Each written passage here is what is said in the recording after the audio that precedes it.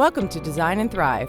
I'm Cassie Brkich, founder of Brkich Design Group, and the team and I are here to help you level up your brand with practical tips on branding, web design, and marketing for any budget.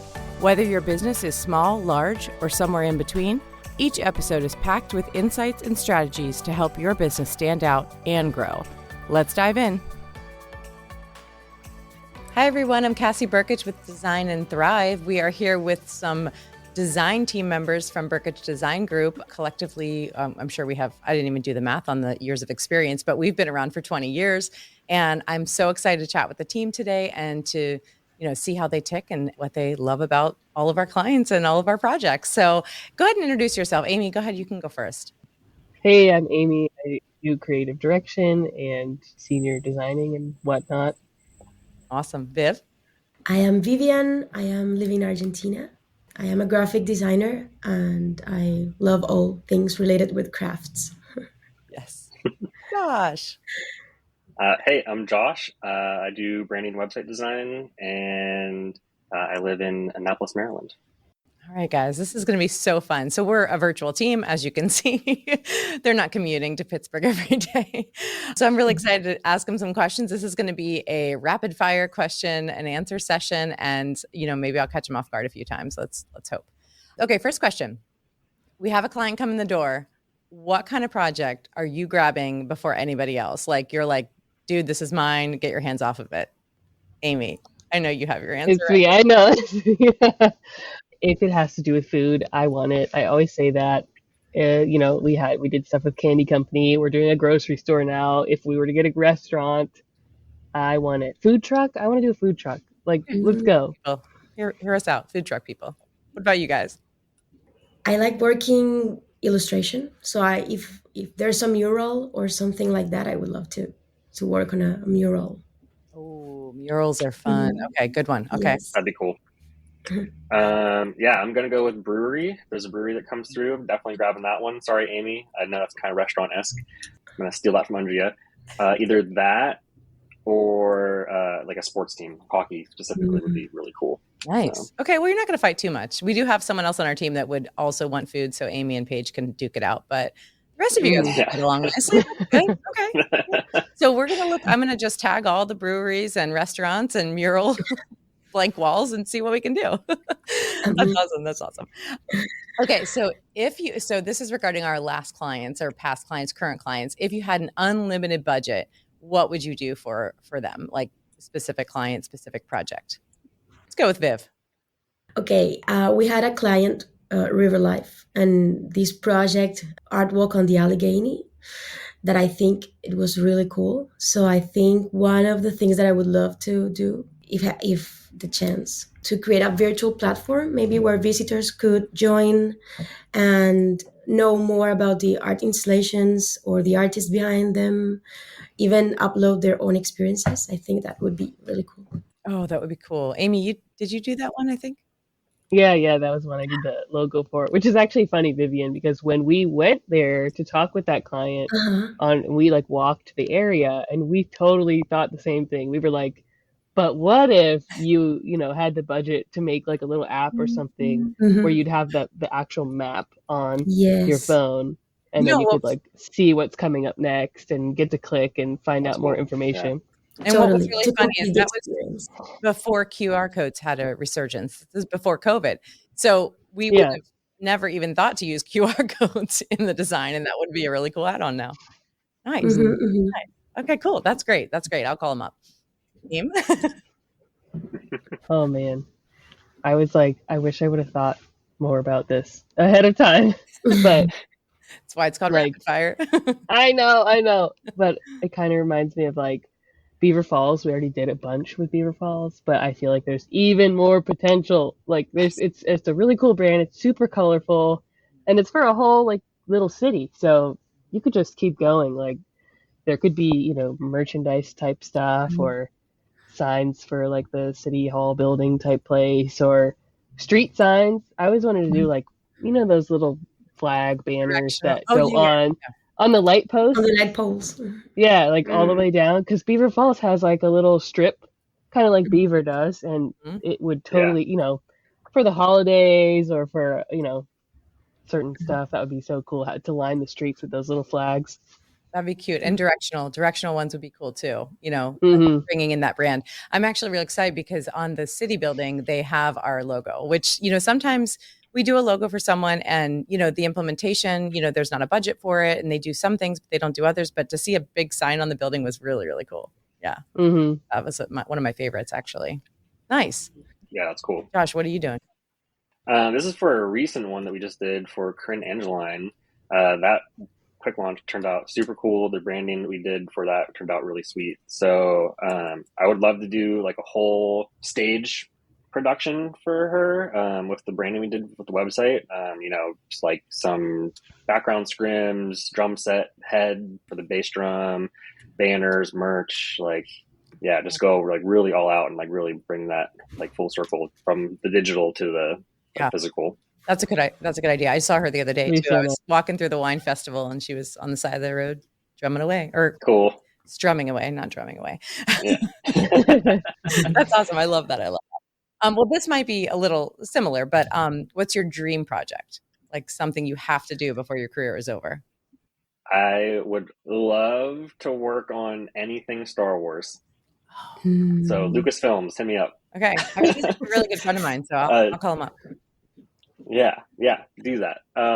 Anything Star Wars would be sweet. Packaging for toys or, movie cover, like posters, the title for like TV show. Yeah, would be super sweet. Nice. All right. Make that happen. That would be cool. Title for a TV show. That'd be pretty cool. Yeah. Yeah. Mm-hmm. Yeah.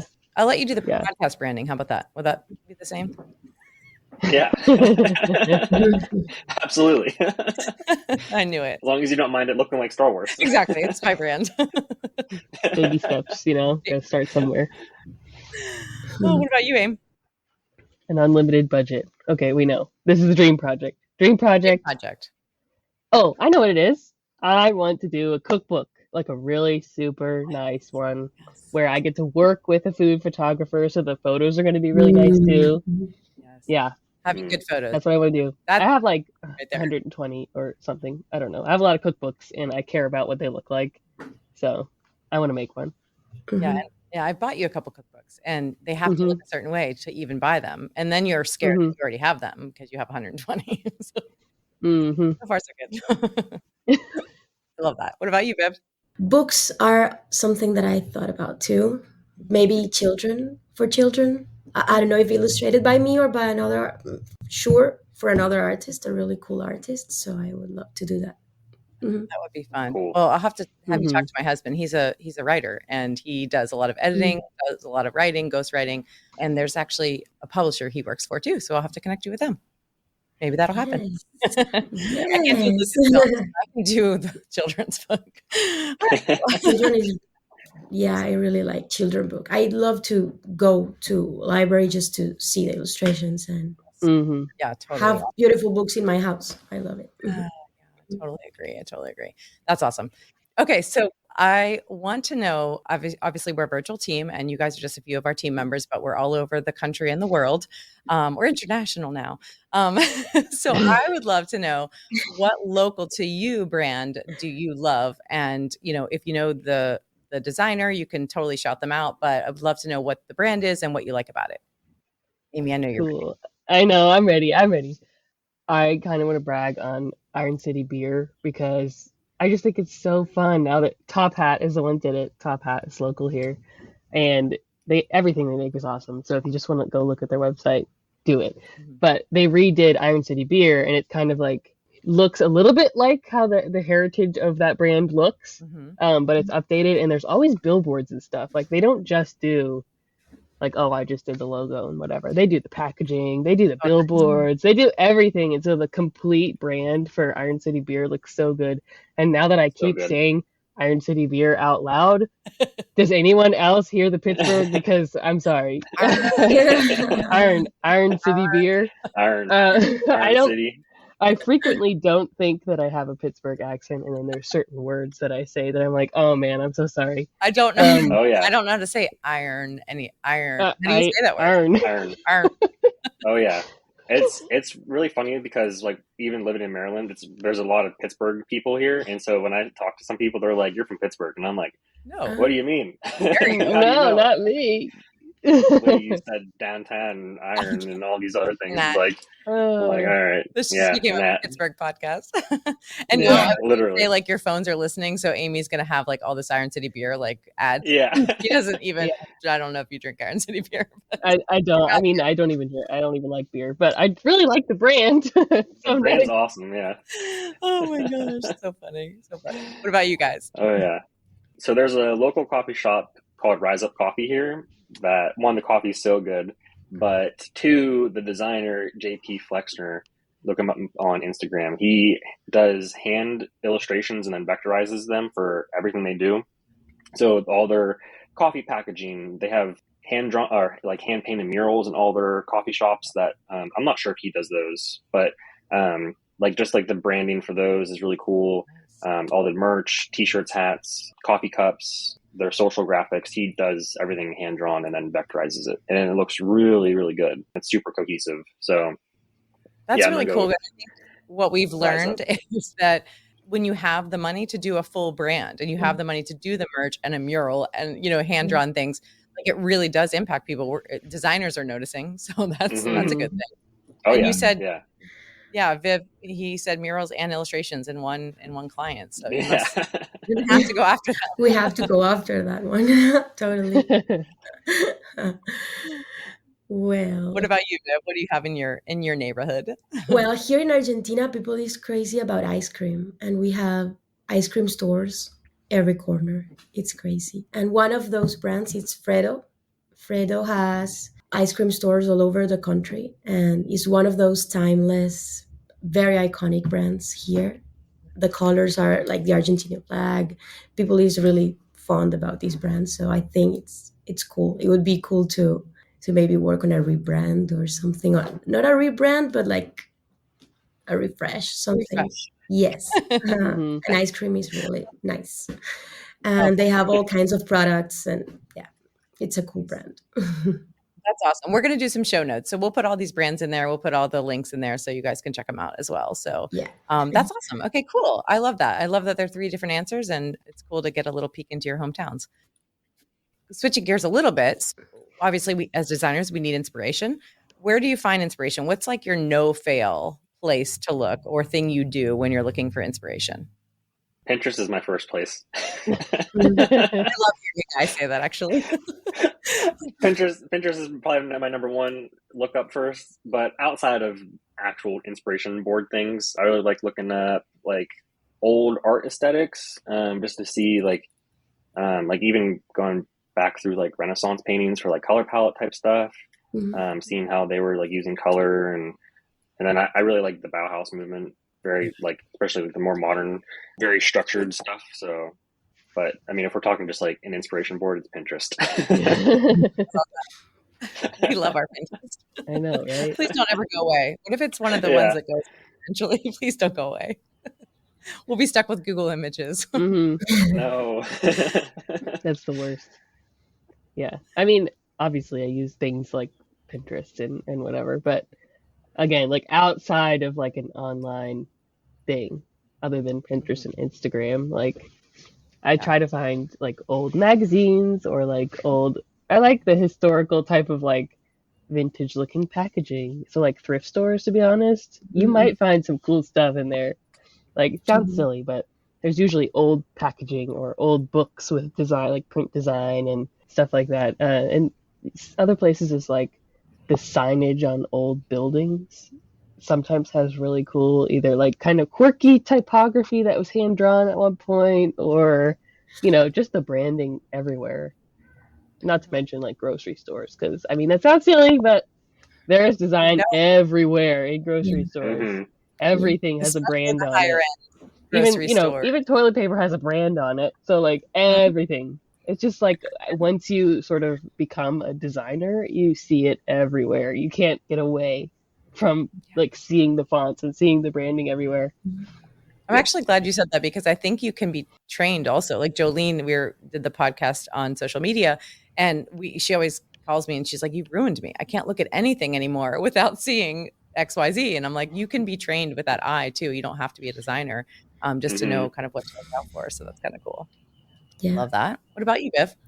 I'm with Amy actually on that, well, I regularly check on Behance to see what other designers do and cool projects. But outside the digital world, I love old buildings for colors, old signage. I find it really interesting. Old, yes, like packaging, stuff like that. I find it really, really interesting to watch the typography, the color, the ornaments, everything. Yeah, it's funny. I'm so glad that on the phones you can search by like keywords now in your photo albums, because I take photos of letters all the time when I'm on vacation and when we've traveled, kind of abroad and stuff. I can't read what it says, but I love the typeface, so I have so many pictures of just random words on a wall. Even like floor tiles and like details in the architecture, those are really inspiring. I'll send you one. I took one when I was in Como this summer. I took one of the floor tiles because one of the women I was with gets tattoos everywhere she goes, like just one tattoo to remember the trip. And I took one of floor tiles for her. It's a really cool one. I'll have to send it to you. Yeah. I love that. And the colors are always really good. Awesome. I think I just alluded to this fact that, we've ruined Jolene for life. So along those lines, what is one thing that you can't unsee? So like you're looking at something and you see there's a misspace or too many spaces in between a word or something like that. What's one of those things that catches your eye and you're just like, I'm ruined now. I can't unsee that. I apparently picked up a really strong ability to be able to tell if something is dead center or not. So if something is like, like one mouse click or one keyboard like arrow click away from the center, like if I review someone's designs and I'm like, can you put that in the center? Because it's not, I see it everywhere. Like that is not in the center. And they're like, what do you mean? Yeah, it is. Like, check it. It's not. It's like a hair off center. So silly. That is a good one. Oh yeah.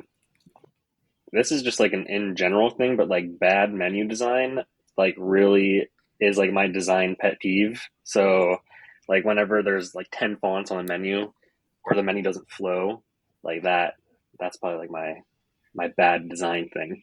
Yeah, you already hate the meal and you haven't even gotten yeah, right. Yeah.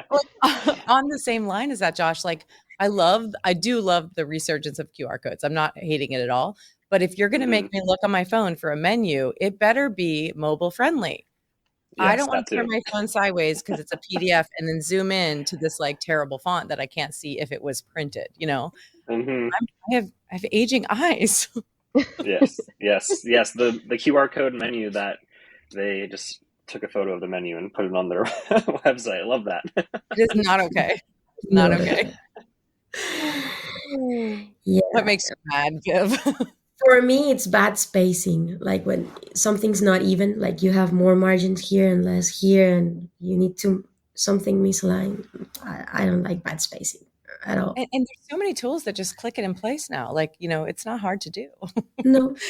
It tells you. So why do we have bad spacing? I always think that, like, drop a guideline down, what I mean? Like push that little button that says go in the center. Yes. Yep. Click it. Easy.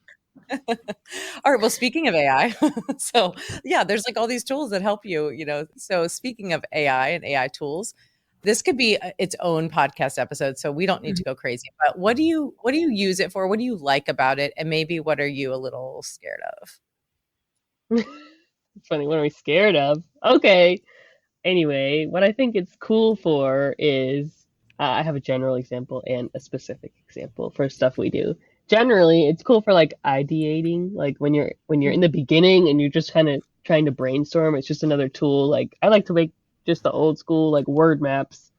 You circle the word in the middle and you make the little spider web, around. Mm-hmm.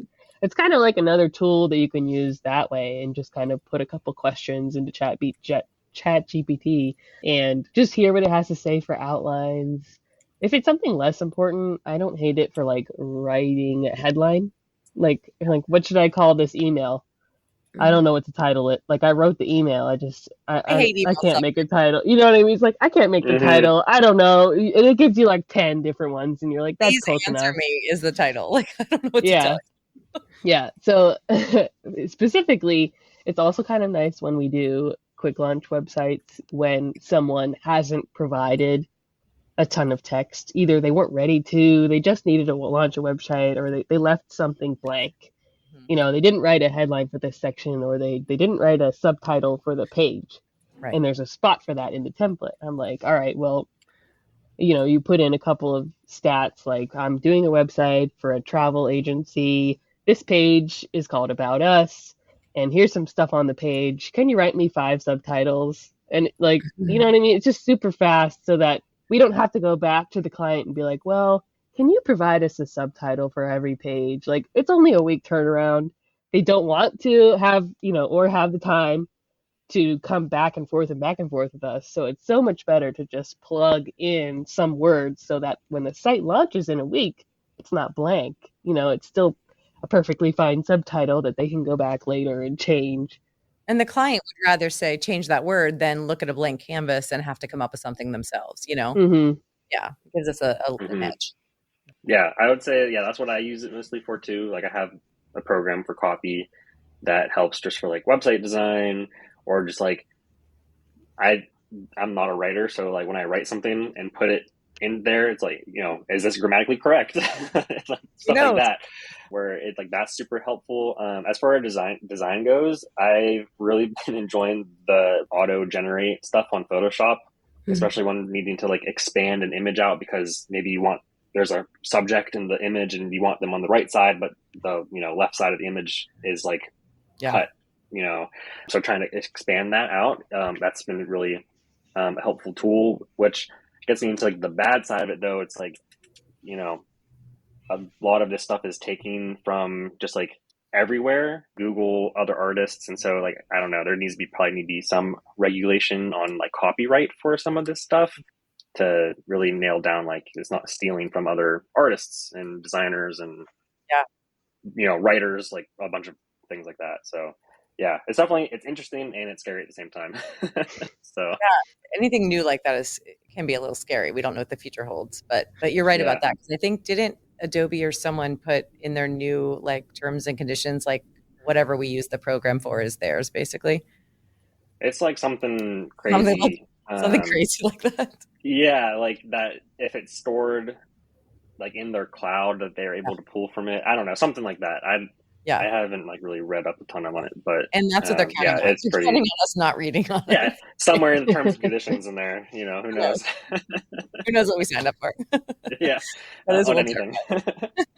Yeah. What about you, Viv? What do you use it for? I am using it and I like it a lot. It's simplifying a lot of tasks for me. Like I use ChatGPT almost daily for just like I write something and I want to slightly refine before sending just to make sure that I did it the right way. But I'm using also Midjourney for small tasks, just like creating mockups for a project. I'm starting to learn how to use seeds or references to create more images with the same style and not getting random. I'm interested in Midjourney. Sounds like we have someone internal that we need to have train us on some of these things. I'm just scratching the surface, I know, but it's interesting. It's really interesting. And then I discovered another app. I always wanted to learn how to animate slightly animations, like small animations. And it was difficult for me when I tried with other programs. And now I found one. It's just so easy and I'm amazed. You're going to have just as a tool. Yeah. You're going to have still to need the brains. Yes, you still need the brains and the eye. If you don't have a good, taste in design, you will have things that are not that good. But if you refine until you get something that you like, you can use it for your designs. Oh, that's cool. Yeah, you have a lot to teach us now. We'll have to do a follow-up on especially the animation one. I'm interested in that. Like what? We'll be getting more information offline. We'll put in the show notes from Vivian. Awesome. Okay, so we talked ideal clients, we talked ideal projects. Like I really love that you have something in mind there. What about, this might be a weird way to phrase it, but what about like an ideal client personality? Like what is one like character trait that a client has that really makes it easy to work with them or like open, like the conversation open and things like that? There's probably a lot, but to be honest, it's just nice when the client really cares about it. I feel like sometimes people are like, well, websites aren't really my thing. So they don't really quite get into the project, but then they still end up giving you opinions, but it's almost like they're giving you non-informed opinions, right? It's like, I love when you actually read what we prepare for you. Like we try, we make all these really nice explanations, we give you Loom videos and all these things to try and help you get into it with us. So it's really nice when the client cares enough to get into the project as well. Because I feel like you not get in trouble the other way. Yeah, it's like, and also it might be a little silly, the opposite of like, I don't want people that are afraid to tell me that they don't like something. Yeah. I always feel bummed when it seems like people are like, oh yeah, it's good, approved the whole time, and then at the end they're just like not happy. They're not happy with what they apparently approved. And I'm like, oh, well, you should have said something. Like, I want to make something that you like. So if we're talking about something and I'm asking you questions, it's nice if you're honest. I actually want you to say, I don't really like this, and here's why. So, you know what I mean? Like, I'm here to fix it for you. Or just even let if you me don't know know. why, like, even if they don't know why, that's what we're here for, to ask questions to get you to like know why. Like, oh, yeah. This traumatic thing that makes me hate blue. Like, oh, okay. Yeah. It's just a bummer when people are like, yeah, it's good, I approve it. Yeah, it's good, I approve it. And at the end, they're like, just not happy. I'm like, oh man, you should have said something. Darn it, we're here. We're here to fix it. Yeah. Yeah, I think, I don't know, my ideal client is like prepared. Nothing bums me out more than when I'm waiting around for like 3 weeks for a response or text or like, so, I guess it's like kind of, like Amy said, like if they're like, when they're like into the project, like, and they're prepared to like actually commit to like working together, that's definitely my ideal client situation. Nothing is worse than when you're just like waiting around for stuff for a long time. And I think it's not that we don't have other things to do. We can totally do that. But it's like, it derails your creativity a little to like a lot, actually, to like pause something and then have to get back into it. And it feels like it shouldn't take very long to like remind you where you were, but it actually does, Yeah, it's like, shoot, what was I even doing? I forgot. What was I doing? Now I have to go back. Now I have to get back into it. You have to like jolt of inspiration again. And it's like, well, and then the project's totally different. Yeah. When it's like 2 weeks and you haven't opened the artboard in a while and you're like, what did I do here? I don't even know what I was doing. Preparedness. Nice. Totally. A client that is excited with the project, just like you. So you feel the excitement too, and it motivates you. So I think it's about the energy. Yeah. Because that translates into what you do at the end. It's so true. Like, and I definitely am affected by other people's energy. I'm one of those personality types. So like, you guys know, I try to go a little bit overboard with my excitement because I want people to make sure that they feel it. So yeah, when people are a little bit like stoic, it's difficult for me to bounce off them. And I need to be able to do that. But I think for me, I'll answer this one. Cause I think for me, it's like, it's that trust. It's that not like blind trust, like you're the professional, do what you want, but like, trust us to do the right thing and then listen to our feedback and our reasoning for doing it, and then totally go against us if you want. Like, that's totally fine, but just trust us to get to that point so we can explain ourselves and get them to the point where they understand it, or they understand it and then they can choose yes or no. Yeah. Also, can we just point out that everything that we just said, it reflects us. Josh is prepared. Cassie is a very trusting boss. Vivian has the good energy, and I tend to be a little overly honest. So we want ourselves, apparently. Yeah. A projection. Like, listening to everyone's answers was so funny just then, because we just described us. I love that. See, Amy, and you're the discovering designer that figured that all out, that like, you were looking for those clues. That is so smart and like actually very accurate. No, isn't that accurate? Now that I say it out loud, you're like, oh, yeah. Oh, therapy with Amy. I'll lay down on the couch. That's so hilarious. Oh my gosh. One last thing. What is your dream vacation? Oh. I mean, I don't like where it's too hot, so I probably wouldn't go somewhere that's super hot. I don't know. I'm more of a temperate climate type person. I don't know. It wouldn't be on a boat either, I'm saying. It's not. I'm not going on a cruise as a dream vacation. No boat, no island. Somewhere no- where there's trees. Yeah. Trees, I don't know. It could be cold. That'd be fine. Like Yeah. maybe going to Norway, Sweden. I don't Northern know. Yeah, that'd be cool. Switzerland was nice. Alaska. Alaska's not that far away, but I mean, it is, but it isn't. Still, somewhere woodsy and nice. That makes sense. I mean, like, I'm always down to go to the beach, so I guess a beach. But I guess for dream, I want to go stay in a hobbit house in New Zealand. Yeah. Yeah. Nice. That would be so cool. Do a little would go tour there. of, like, the Lord of the Rings sets and stuff. Everyone's like, be like, Star Wars, Lord of the Rings. This dude's a super nerd, but I am, so it's okay. That'd be awesome, though. We're going to it'd be so Croatia cool. next year, and I hear that's where Game of Thrones is. I've never seen Game of Thrones. I don't know. I think, it was shot there. Yeah. So That's cool. all right, cool. Vivian. For me, something that I would love to do is to go a place that it's really far from here. Like, because with kids, you always pick places you can like manage, like close, like not so long hours in the airplane. So I would choose something crazy like Japan or that'd be cool. Yeah. Or I don't know, Bali, something far from here. That is a dream. Maldives is one of the ones I want to do. Mm-hmm. Yeah, one of my dreams. Yeah. Yeah, that's all. Okay, let's go. Let's do it. Right.